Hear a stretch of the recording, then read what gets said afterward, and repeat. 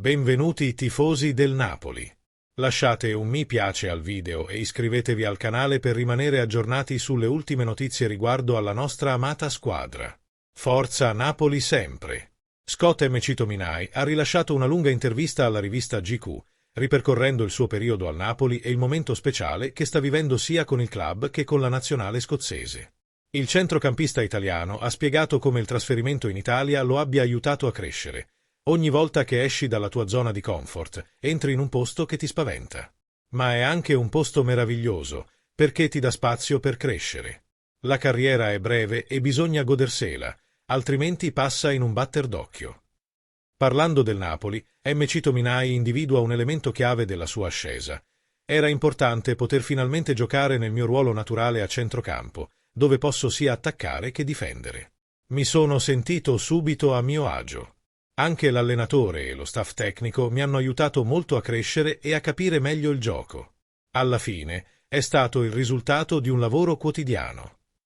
Aggiunge, si spera sempre che il duro lavoro ripaghi e di poter dimostrare di poter aiutare una squadra a vincere il campionato. Ora, però, voglio ripetermi.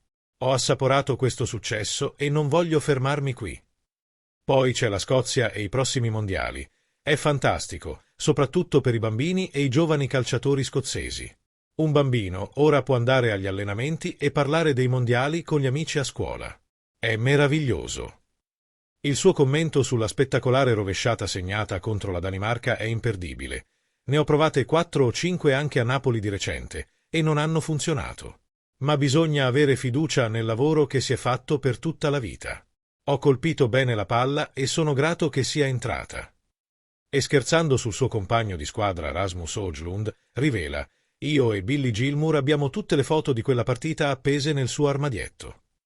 Infine, un ricordo speciale per Sir Alex Ferguson. Mi ha chiamato a settembre.